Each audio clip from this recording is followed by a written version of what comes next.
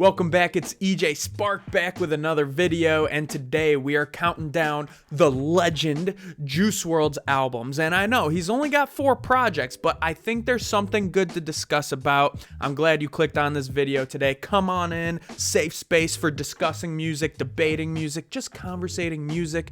Great space for music lovers. I think Juice WRLD was a once-in-a-lifetime talent, and RIP Juice WRLD, because you just hate to see someone so good, so young, go like that, and we have to pay homage to him. His soul will live on forever. His music will live on forever. He truly deserves it. So let's get into the albums here. At number 4, of course, I have Wrld on Drugs with Future. Now, this album, obviously there's 4, so, none of these are bad, but I have this at number 4 because, honestly, I think Juice WRLD actually outshines Future, who's basically an OG in, the mumble rap game. I just think Juice WRLD's easier to listen to. I think Juice WRLD has such great melodies to listen to with this kind of production, and even though Juice WRLD was so much younger than Future, I think he absolutely outshined him. I think that's just true. Definitely was the most mainstream generic album in terms of production, and it was a decent album, don't get me wrong. I just thought the production was nowhere as close as the other 3 full-length studio albums, and it's also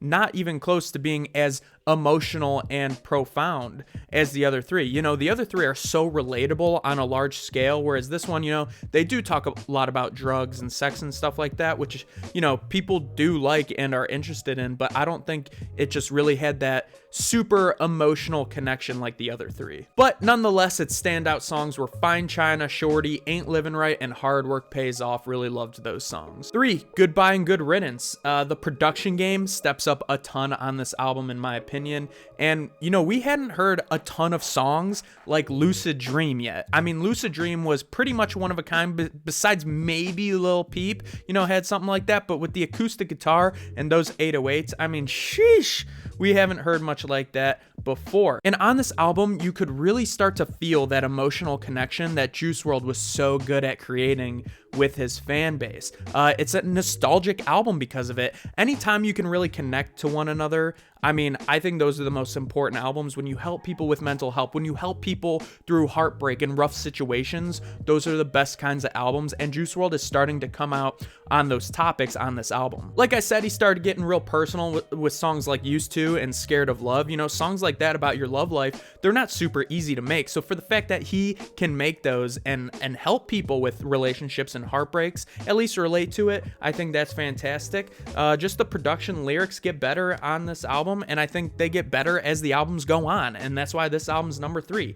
I do, however, think the mixes on this weren't as clean as the other 2 albums as well, so that's why this is 3. Standout songs, Lucid Dreams, of course, Armed and Dangerous, and Candles, I think, is a really underrated song. 2, Death Race for Love. I mean, come on, the use of piano in this production on top of the acoustic guitar just helps the production game out a ton. And when you start to use live instruments like that, I mean, the production quality just boosts up 9,000. Also, he really starts to change the pace on this album, and he slows it down. You could see it. It's not all fast club 808 banger tracks. Right out the gate with Empty proves it. That Demons interlude proves it. Fast, which is ironic, it's called Fast, but it's a little bit of a slower song. I mean, those songs all prove the change of pace that I was personally looking for with Juice WRLD. I feel like when every single song's a little upbeat, it starts to sound the same, maybe starts to mesh together, but when you really slow the pace, it's like a fine roller coaster, and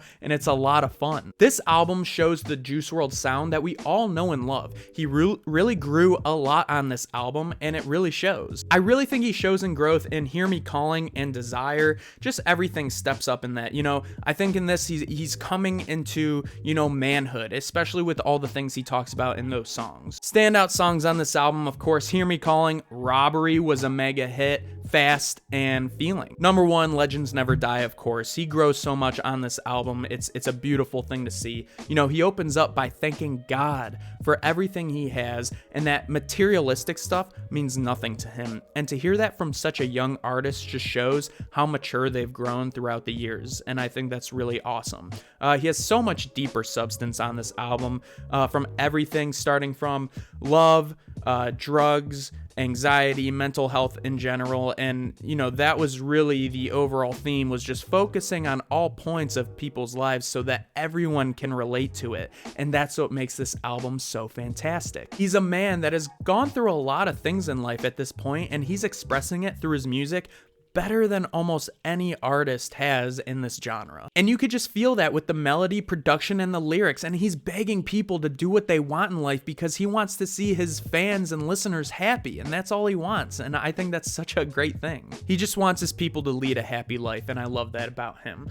From front to back, this album is damn near perfect in terms of production, mixing, and mastering. I mean, he even has production from Marshmello, who is one of the best in the game right now. I think Marshmello's mastering techniques are insane. Definitely his most personal album. There's no skips on it. I can listen to every song without fast forwarding or skipping or anything. He has features from The Weeknd, Trippie Redd, Halsey, Marshmello, of course, Polo G. I mean, it's just a star-studded album, and he tackles mental health so well. And like I said, it's such a beautiful thing in this day and age. He's got mega hits in Come and Go and Wishing Well, amongst others, my favorite song being Man of the Year. And he adds that little pop punk flavor in it, which I love. I wish he would have done more of. But we'll see if they have more songs in the vault. But definitely his best album. R.I.P. Juice WRLD, miss him so much. Such a great discography.